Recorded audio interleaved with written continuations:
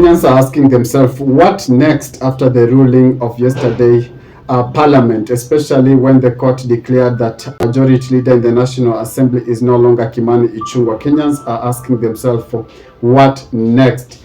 And that's the question that I'm going to dissect this afternoon in this video. If it is your first time on my channel, could you kindly just spare a moment of your time and hit that subscription button and put on a notification bell so that when I do subsequent videos, you'll not miss out. So yesterday, it was a drama after drama in Parliament because the Senate copied what the National Assembly was doing. Remember, Edwin Sifuna and his team also, when they arrived in the Senate, they decided to sit on the majority party position seat, and they said that there's no way the court ruling would affect the National Assembly and not affect the Senate. There was a mixed interpretation of the court ruling because remember, the court ruling said that the leader of the National Assembly is from the Azimio party, not the leader from the Senate. So the court was so categorical and pointed out that the leader of the National Assembly. But Sifuna in his argument said that there was no way a majority leader of this Azimio coalition is going to be only applicable in the National Assembly and not in the upper house of the Senate. So they chose to ride or to swing or to take the benefit of the court ruling, and they also sat on the majority seat and said that they are the owners of that seat. Remember, Millie Odhiambo stood in the Parliament and lectured or told Speaker Wetangula very well that he has no option but to abide by the court ruling. They refreshed the Speaker's memory and told him that in 2022, the then Azimio party went to court to contest the result of the election that took place between Honorable Raila Amolo Odinga and the now President William Arap Ruto. And they said that despite them disagreeing with the court ruling, they had to abide with the court ruling because there was no way they're going to do it, because the Supreme Court is the court of the last resort. Whether you agree with their decision or not, you have to abide with their decision. Remember, the court told them the evidence that they presented before the court was just hot air and wild goose chase. It really rubbed them in a wrong way. They really threw some few words towards the court, but eventually they had to obey the court's ruling and to abide with it, whether they disagreed with it or not.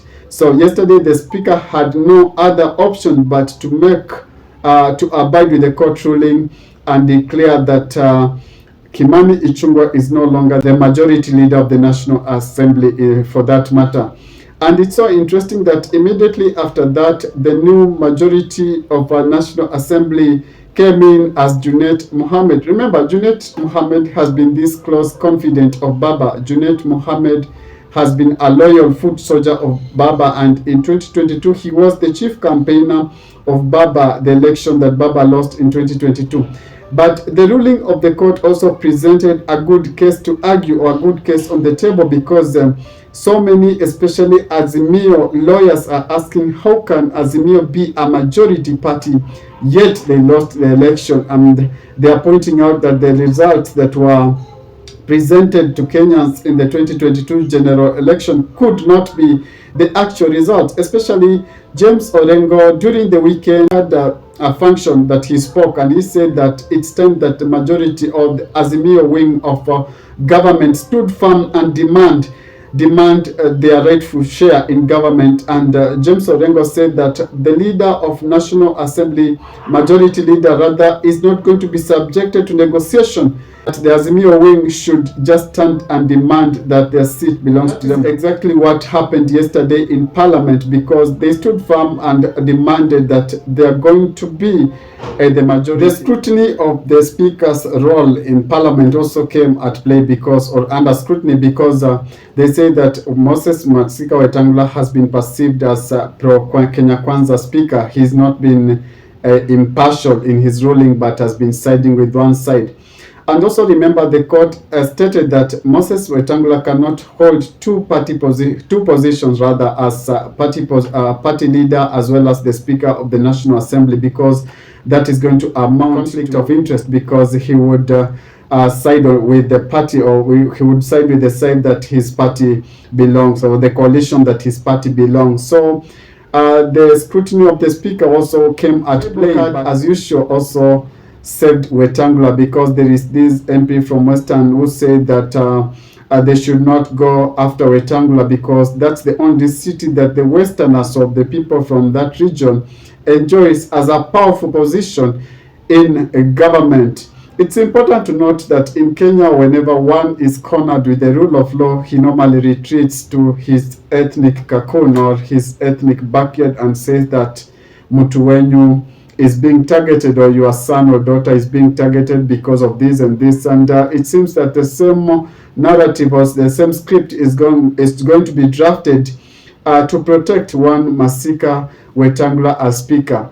But Kenyans are also asking a very pertinent question. They're asking, what is so hard with Moses Masika just relinquishing his party and remaining as a speaker, or relinquishing the speaker position and being the party leader?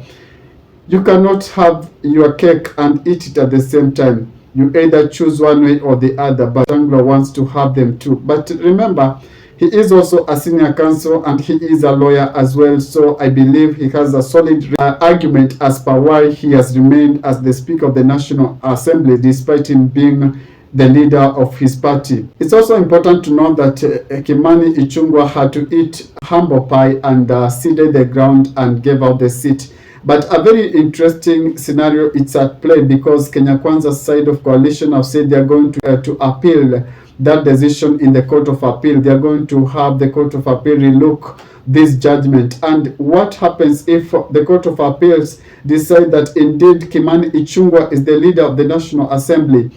It means that roles again are going to be reversed, and then those positions that Junet and Millie Odhiambo holds are going to be given to the rightful owners again. And this game is going to proceed, as I foresee, to the Supreme Court. Remember, Supreme Court is the court of the last resort. The declaration of the Supreme Court regarding this matter is going to put the last nail on the coffin. The contestants are not going to have any other say. Whether they agree with the ruling or not, it will have to be the final judgment, or they'll have to abide with that ruling. A very interesting time lies ahead, and it seems that it's going to be a long battle, a push and pull in the government, especially in the National Assembly as well as in the Senate in the days to come. If it is your first time on my channel, could you kindly just spare a moment of your time and hit that subscription button and put on a notification bell, so that when I do videos like this, you'll not miss out. Thank you for watching and have a lovely day.